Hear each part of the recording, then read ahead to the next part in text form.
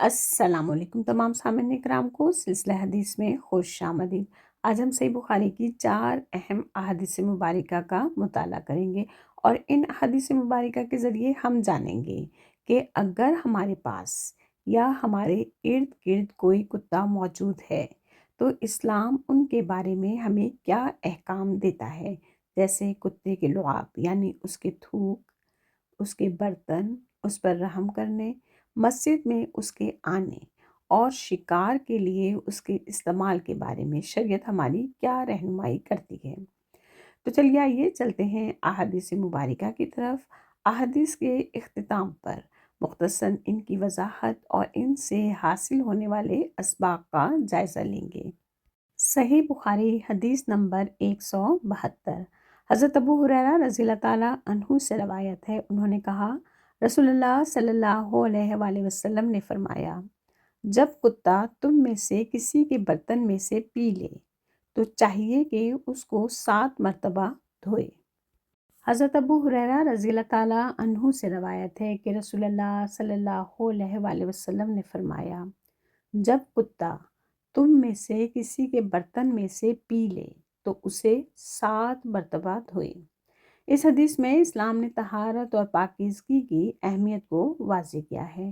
جمہور علماء کے نزدیک کتے کا لعاب نجس ہے، اس لیے اگر وہ کسی برتن میں منہ ڈال کر پانی یا کھانا چاٹ لے تو وہ برتن صرف ایک بار دھونے سے پاک نہیں ہوتا، بلکہ اسے 7 مرتبہ دھونا ضروری ہے۔ صحیح مسلم کی ایک روایت میں یہ بھی آیا ہے کہ ان 7 مرتبہ دھونے میں ایک مرتبہ مٹی سے دھونا چاہیے، جس سے معلوم ہوتا ہے کہ یہ طریقہ نبی کریم صلی اللہ علیہ وآلہ وسلم کی تعلیم کے مطابق مکمل طہارت حاصل کرنے کا ذریعہ ہے۔ اس حکم کی بنیادی وجہ اللہ تعالیٰ اور اس کے رسول صلی اللہ علیہ وآلہ وسلم کی اطاعت ہے۔ اگرچہ جدید سائنسی تحقیقات سے بھی معلوم ہوتا ہے کہ کتے کے لعاب میں بعض جراثیم موجود ہو سکتے ہیں جن کے خاتمے میں اچھی طرح دھونا اور مٹی کا استعمال مفید ہو سکتا ہے، لہٰذا اس حدیث سے یہ سبق ملتا ہے کہ مسلمان کو طہارت کے احکام کی پابندی کرنی چاہیے اور رسول اللہ صلی اللہ علیہ وآلہ وسلم کی ہدایات پر مکمل اعتماد اور عمل کرنا چاہیے، کیونکہ انہی میں دنیا اور آخرت کی بھلائی ہے۔ اب چلتے ہیں حدیث نمبر 173 کی طرف۔ صحیح بخاری حدیث نمبر 173۔ حضرت ابو ہریرہ رضی اللہ تعالیٰ عنہ سے روایت ہے، وہ نبی صلی اللہ علیہ وآلہ وسلم سے بیان کرتے ہیں، ایک شخص نے کتے کو دیکھا جو شدت پیاس کی وجہ سے گیلی مٹی چاٹ رہا تھا، چنانچہ اس شخص نے اپنا موزہ لیا اور اس میں پانی بھر بھر کر اسے پلانا شروع کر دیا، یہاں تک کہ وہ خوب سیر ہو گیا۔ اللہ تعالیٰ نے اس کے عمل کی قدر کرتے ہوئے اسے جنت عطا فرما دی۔ حضرت ابو ہریرہ رضی اللہ تعالیٰ عنہ سے روایت ہے کہ نبی کریم صلی اللہ علیہ وآلہ وسلم نے فرمایا، ایک شخص نے ایک کتے کو شدید پیاس کی حالت میں دیکھا جو پیاس کی شدت سے گیلی مٹی چاٹ رہا تھا۔ اس شخص نے اس پر رحم کھایا، اپنا چمڑے کا موزہ پانی سے بھر بھر کر اسے پلاتا رہا، یہاں تک کہ اس کی پیاس بجھ گئی۔ اللہ تعالیٰ نے اس کی اس خالص جذبہ رحمت اور احسان کو قبول فرمایا، اس کے عمل کی قدر کی اور اسے جنت عطا فرما دی۔ اس حدیث سے معلوم ہوتا ہے کہ اسلام صرف انسانوں کے ساتھ ہی نہیں بلکہ جانوروں کے ساتھ بھی رحم، شفقت اور حسن سلوک کی تعلیم دیتا ہے۔ کسی بے زبان اور بے بس مخلوق کی ضرورت پوری کرنا، خواہ وہ ایک معمولی سا عمل ہی کیوں نہ ہو، اللہ تعالیٰ کے نزدیک بہت عظیم اجر کا باعث بن سکتا ہے۔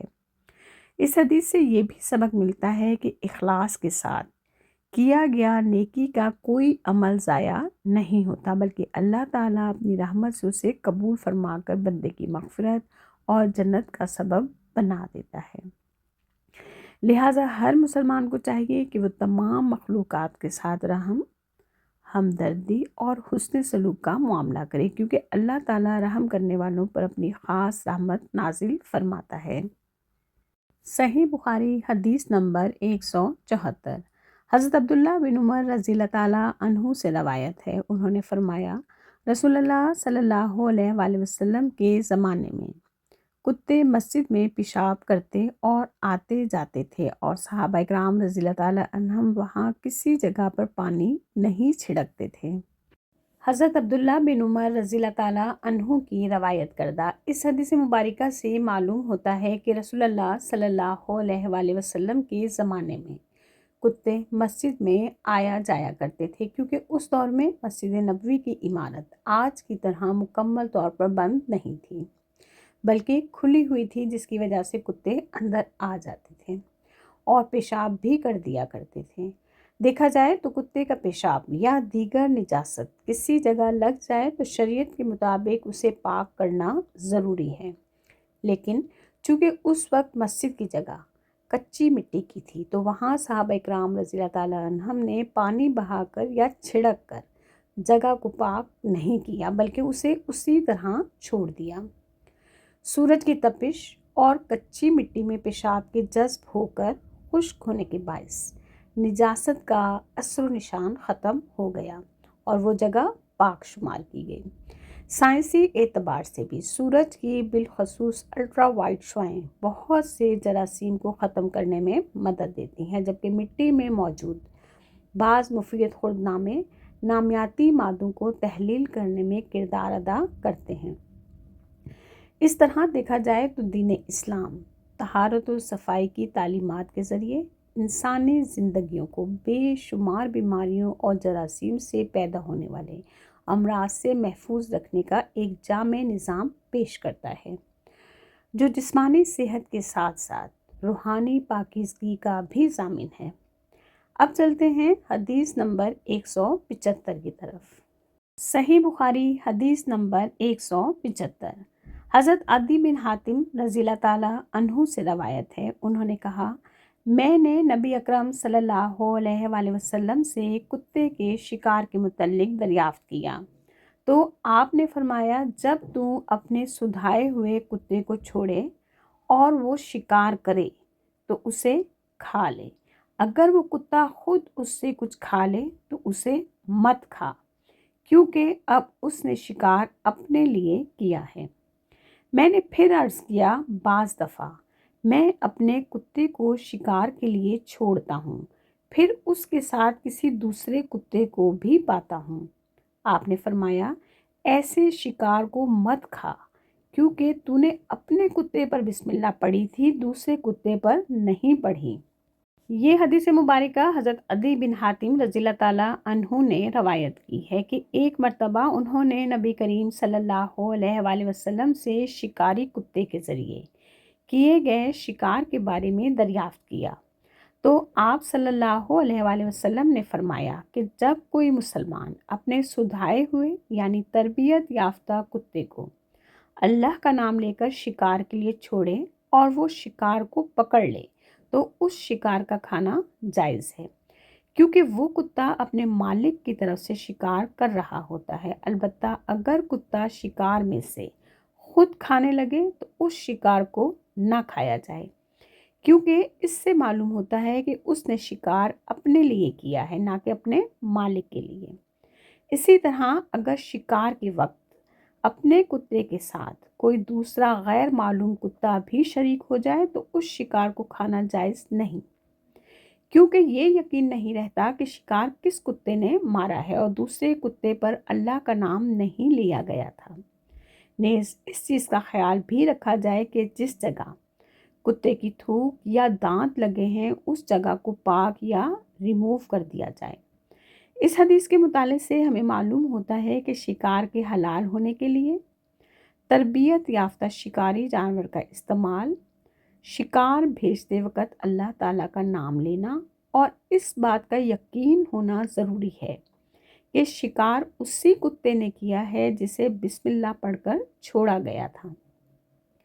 یہ حدیث اسلام کے اس اصول کو بھی واضح کرتی ہے کہ حلال و حرام کے معاملات میں یقین کو اختیار کیا جائے اور جہاں شک پیدا ہو جائے وہاں احتیاط سے کام لیا جائے تاکہ انسان مشتبہ اور ناجائز چیز سے بچا رہے۔ اب ہم ان چاروں احادیث مبارکہ سے حاصل ہونے والے اسباق کا جائزہ لیتے ہیں۔ نمبر 1، اسلام طہارت اور پاکیزگی کو بہت اہمیت دیتا ہے۔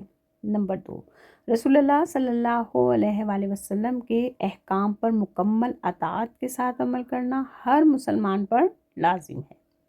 نمبر 3، اگر کتا برتن میں منہ ڈالے تو برتن کو شریعت کے مطابق پاک کرنا ضروری ہے۔ نمبر 4، جانوروں کے ساتھ رحم، شفقت اور حسن سلوک کرنا باعث اجر و ثواب ہے۔ نمبر 5، اللہ تعالیٰ معمولی نظر آنے والی نیکی کو بھی قبول فرما کر جنت کا سبب بنا سکتا ہے۔ نمبر 6، ہر جاندار کے ساتھ مہربانی کرنا اسلام کی بنیادی تعلیمات میں شامل ہے۔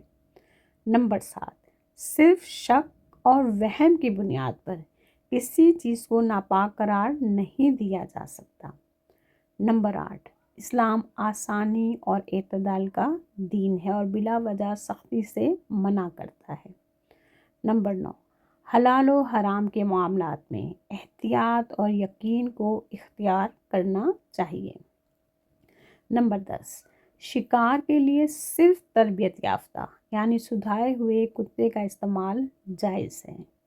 نمبر 11، شکار پر کتے کو چھوڑتے وقت اللہ تعالیٰ کا نام لینا ضروری ہے۔ نمبر 12، اگر شکاری کتا شکار میں سے خود کھا لے تو وہ شکار حلال نہیں رہتا۔ نمبر 13، اگر اپنے کتے کے ساتھ کوئی دوسرا نامعلوم کتا بھی شکار میں شریک ہو جائے تو اس شکار سے اجتناب کرنا چاہیے۔ نمبر 14، مسلمان کو ہر معاملے میں سنت نبوی صلی اللہ علیہ وآلہ وسلم کے مطابق عمل کرنا چاہیے۔ نمبر 15، اسلام انسانوں کے ساتھ ساتھ جانوروں کے حقوق کا بھی مکمل خیال رکھنے کی تعلیم دیتا ہے۔ نمبر 16، دین اسلام میں عبادت، طہارت، رحمت اور احتیاط سب ایک دوسرے کے ساتھ مربوط ہیں۔ نمبر 17، صحابہ اکرام رضی اللہ تعالیٰ عنہم نبی کریم صلی اللہ علیہ وآلہ وسلم کی تعلیمات پر مکمل اعتماد اور عمل کرتے تھے جو مسلمانوں کے لیے بہترین نمونہ ہیں۔ امید کرتی ہوں کہ آج کی بھی احادیث مبارکہ ہم سب کے دینی علم میں اضافے کا بہترین ذریعہ ثابت ہوئی ہوں گی۔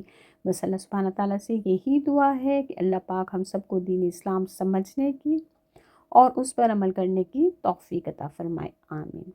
اگر ویڈیو پسند آئی ہو تو اسے لائک اور صدقہ جاریہ کے طور پہ شیئر کرنا ہرگز نہ بھولیے گا، اور اگر چینل پر نئے ہیں تو براہ مہربانی چینل کو سبسکرائب کرتے جائیے۔